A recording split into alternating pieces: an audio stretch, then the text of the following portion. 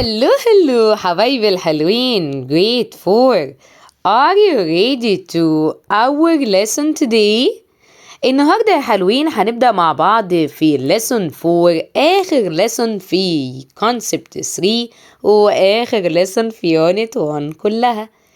هنتكلم النهاردة عن transferring information. هو احنا ازاي بيحصل انتقال للمعلومات ما بيننا وما بين بعض، وازاي بنستجيب للمعلومات اللي بتحصل ما بيننا وحوالينا في البيئة المحيطة بينا. طبعا اللي بيستقبل حاجة زي دي هي السنس اورجنز، هي اعضاء الحس اللي موجودة عندنا. مين هم السنسوري اورجنز دول؟ افكرك ان هما الايز والايرز والنوز والتونج والسكن. كل دول sensory organs دول بتساعد على collecting information from أو about the world around us. ده اللي بيساعدنا إن احنا نقدر نجمع المعلومات عن البيئة أو الحاجات اللي موجودة حوالينا. اللي sense organs collect information about the world around us, then send signals to the brain through nervous for processing and understanding. اللي إن sense organs دي بتجمع معلومات عن كل حاجة حوالينا، وتبدأ تبعت المسج دي للبرين، تقول له يا سيدي خد يا سيدي اللي وصل لنا ده افهمه ايه اللي بيحصل ده، من خلال طبعا النيرفس توصله للبرين، وتبدأ البرين يعمل بروسيسنج واندرستاندينج، يبدأ يترجم ويفهم ويشوف الدنيا دي فيها ايه. انت مثلا حصل اي صوت حواليك، فطبعا السنسوري اورجنز هتستقبل الكلام ده الايرز. لو شفت اي حاجه فكده السنسوري اورجنز هتستقبل هي الايز. لو مثلا حاجه سخنه حاجه ساقعه فكده يبقى فيلينج، يبقى انت كده السكين هو اللي ريسيفرز ذيس مسج، صح ولا لا؟ والسكين برضه هيبعتها للبرين. شميت ريحة حلوة أو وحشة سواء كده أو كده، فبالتالي برضو اللي ريسيف المسج دي كانت النوز، وهي دي السنسوري أورجن، وهتوصل المسج برضو للبرين. فكل السنسوري أورجنز اللي عندك دول بيبدأوا يستقبلوا المعلومات من المحيط الخارجي، من اللي بيحصل حواليهم، وهم ما بيفهموش حاجة فبيبعتوا للي بيفهم اللي هو البرين، يقوم البرين يفهم من اللي بيحصل فيبدأ يخليك تعمل أكشن معين. يقول لي human senses are used to gather information. كل الحواس عند الإنسان اللي هي السايت والهيرنج والسميلينج والتاتش والتيست، كل دول work together information from the environment عشان يقدروا يجمعوا معلومات عن كل البيئة المحيطة بيهم and communicate with each other، وعشان كمان يحصل تواصل ما بين الهيومنز وبعضهم، صح ولا؟ عشان نقدر نتكلم مع بعض، عشان نقدر نتواصل مع بعض ونتحاور مع بعض وننقل المعلومات لبعض، فلازم طبعا نستخدم السنسز كلها، وكل السنسز تشتغل مع بعض عشان تساعدني ان انا اقدر communicate with each other، صح ولا لا؟ طيب بيقول لي يعني زي الاي ديتكت اللايت انرجي، ان الايز مثلا تاخد اللايت انرجي بيساعدها ان هي تقدر ان هي سي، نقدر ان احنا نشوف نتعرف على الحاجات اللي موجوده حوالينا. الايرز ديتكت الساوند انرجي، يعني الايرز الودان بتبدا ان هي تحدد الصوت، تسمع الصوت ده صوت زعيق شاوتنج ولا صوت ميوزك ولا في ايه الصوت ده، نبدا ان احنا نحدده من غير طبعا من خلال ايه الايرز. طبعا الايرز ما بتفهمش حاجه، الايرز مجرد ريسيف مسج، بتستقبل بس المعلومه وبعدين بتنقلها وتوصلها للكبير بتاعنا اللي هو البرين. فبيقول لي examples of information that the eyes receive، يعني examples كده عن information اللي بيستقبلها العين. زي ايه مثلا؟ قال لي seeing the red traffic light means that you must stop. لما بشوف الترافيك لايت جايبه اللون الريد ده، بس دي معناها اوف ستوب. هل مثلا في حد بيجي يقف يقول لي اوف اعمل فرامل بسرعه؟ مفيش الكلام ده خالص. انا مجرد انا بشوف الريد ساين دي فخلاص انا كده عرفت ان هي كده ايه، ستوب اوف، بس كده من غير ما حد يتكلم خالص. انا receive information by using السنس اورجان بتاعي اللي هو الايز receive المسج، استقبلت المعلومه ان في ريد ساين، بعت المسج دي للبرين، فالبرين فهم انه اوف ستوب، ففهمني ان انا المفروض ان انا اقف. كمان يقول لي people use a rescue flare to get help، يعني بيقول لي ساعات بيستخدموا الريسك فلير ده اللي هو زي كده حاجه كده زي بتطلع دخانه، حاجه بتطلع دخانه كده. فطبعا الدخانه العاليه الكبيره دي بتساعد ان لو في مثلا مشكله مع حد او حد تايه او كده، بيستخدموا اللي هي الريسك فلير دي، فبتبدا ان هي تعرفهم ان في حد هنا بيستغيث، الحقوه انقذوه. خلاص.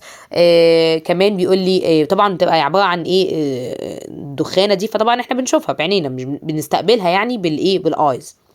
يقول لي كمان people use signal fires to communicate over distance of many kilometers. ساعات كمان بنستخدم النار علشان هي تبقى مصدر لإيه للإشارة. يعني مثلا لو احنا على مسافات بعيدة بنبقى ماسكين النار كده في ايدينا، مثلا لو احنا في الصحراء او كده، فبنبقى ماسكين النار دي او مولعين النار دي عشان تبقى زي ايه تعرف الناس يا جماعة في بني ادمين هنا، في ناس مثلا عايشة هنا، في مشكلة احنا مثلا تايهين مثلا، لو فاهميني يبقى الناس اللي بتدور علينا دي يعرفوا يوصلوا لنا من خلال ان احنا مولعين النار دي، فيبداوا يعرفوا ان هنا في نور، فيبداوا يروحوا يشوفوا مين هناك ويبداوا ينقذوا الناس اللي هي مثلا حصل لها وتاهت مثلا في الصحراء او كده، لو كنا في كامب او كده. خلاص. فبرضو الفاير اللي هي السيجنال فايرز دي اللي هي النار دي، فهي بتعمل ضوء، فطبعا احنا بنشوف الضوء ده، فبنبدا ان احنا نريسيف الانفورميشن باي يوزنج ايز. خلاص. كمان بيقول لي many travelers use mirrors to attract the attention of rescue helicopters. يعني مثلا ساعات في ناس مثلا بتتوه في اي مثلا مكان، فبيبقى مثلا في اي جبل او اي حاجه فيها قمه كده فيها ارتفاع، تلاقي الناس دي تطلع لفوق كده وتمسك معاها ميرور كده صغيره، تبدا تستخدمها وتبدا تعمل بيها حركات كده عشان تجمع بيها اكبر كميه ضوء، وتبدا تعاكس بيها الهليكوبتر زي ما انت شايف كده، تعمل عليها اضواء، عشان مش بتعكسها يعني، بيهزروا مع بعض، بس هي عشان زي ما تقولوا تلفت الانتباه، هنا في بني ادمين، خلي بالكم، تعالوا انقذونا، فاهميني؟ بس كده. بيقول لي طيب في حاجه بقى اسمها كودز، ودي طبعا احنا بنستخدمها علشان ننقل بيها المعلومات ما بيننا وما بين بعض. فهتقول لي ايه هي ميس الكود دي اصلا؟ هقول لك الكود it is pattern that has meaning، يعني هي اي حاجه انا بعملها بتعبر او ليها معنى.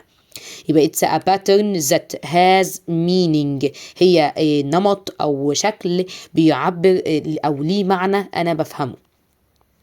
really codes and transferring information. Humans use codes to transmit information. الإنسان بيستخدم الكودز عشان يبدأ ينقل المعلومات بينه وبين أصدقائه وبين الناس صحابه.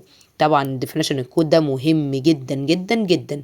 يقول لي كود it's a pattern that has meaning، هو حاجة ليها معنى. فقال لي مثلا تعالي اديلي examples على الكودز كده، فقال لي مثلا for example عندنا thumbs up or thumbs down، يعني مثلا كده بنرفع thumb up واو that's good، thumb down that's bad. طب انا عرفت منين ان هي good و bad؟ هل حد اتكلم؟ لا، مجرد المس عملت لي thumb up واو that's يعني انا كده fantastic، انا كده يعني amazing excellent. لكن thumb down مش زعلانه مني كده، انا عملت حاجه وحشه، صح ولا لا؟ هي ما اتكلمتش، هي مجرد عملت thumb up او thumb down، انا فهمت معنى. يبقى كده بالنسبه لي thumb down thumb up ده كده بيعتبر يعتبر كود، حاجه اشاره اعطتني معنى.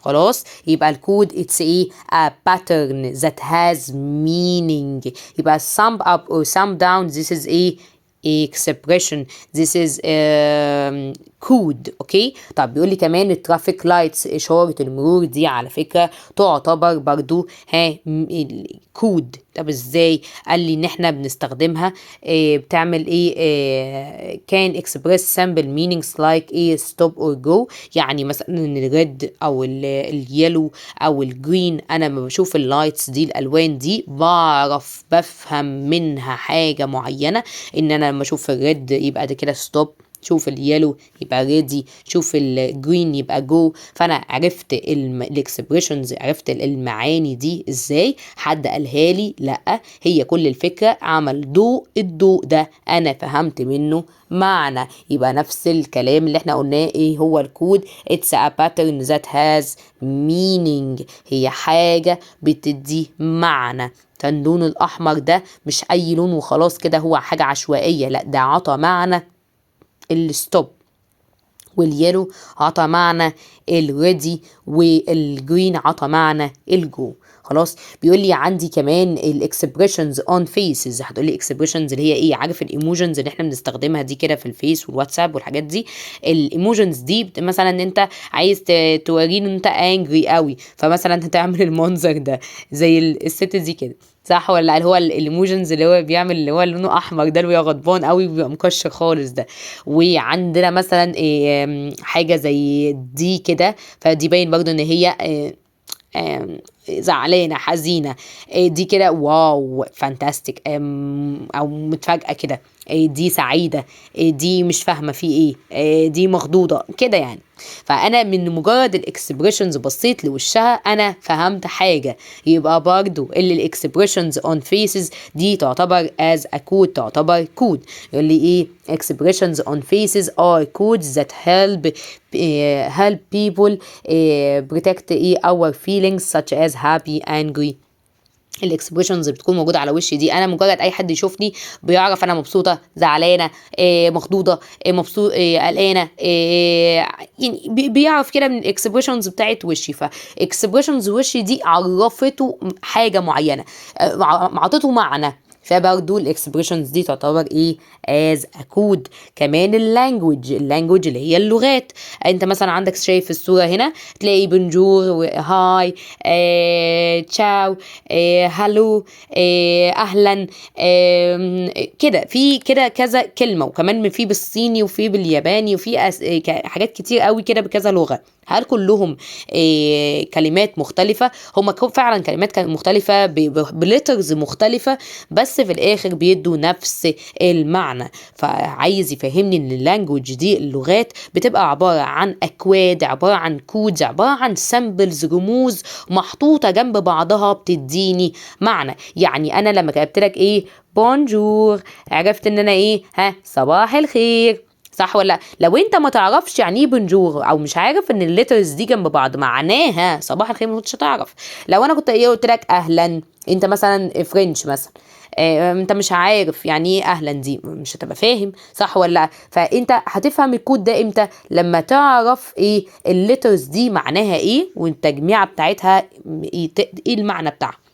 فاللانجوج دي برضو عبارة عن سيمبلز، رموز، والرموز دي بيكون ليها ساوندز، ليها أصوات، صح ولا لأ؟ وبالتالي بتديني مينينج، معنى معين. انا اقول هاي، اقول هالو، بونجور، اهلا، تشاو، كل دول بصوا سامعين كل واحده فيهم ليها صوت مختلف مع انهم ليهم نفس المعنى. اللي language is a code in the form of sounds where different language are different codes that are used to transfer information. طبعا كل لغه بيكون ليها اكواد مختلفه، او ليها السيمبلز مختلفة بتوصل ايه المعنى بتاعها.